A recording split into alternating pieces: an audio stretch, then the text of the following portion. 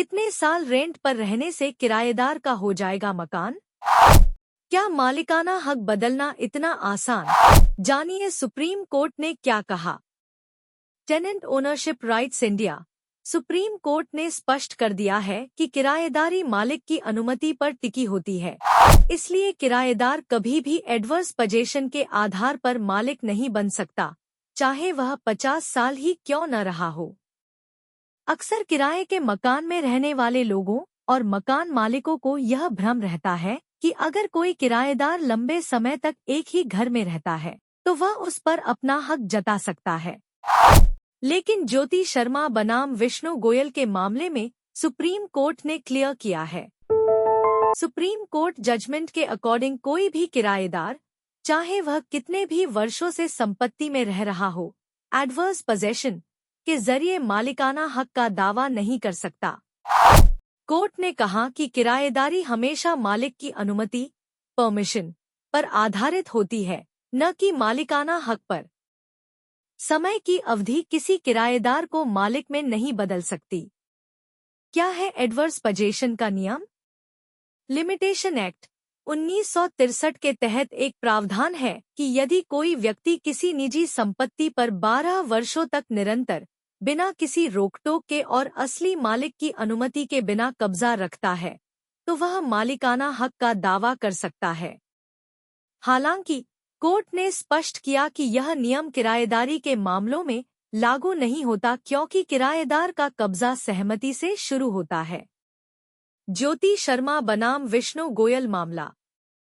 यह मामला दिल्ली का है, जहां मकान मालिक ज्योति शर्मा ने अपने किराएदार विष्णु गोयल के खिलाफ बेदखली, एविक्शन का मुकदमा दायर किया था। किराएदार 1980 के दशक से यानी करीब 30 वर्षों से वहां रह रहा था।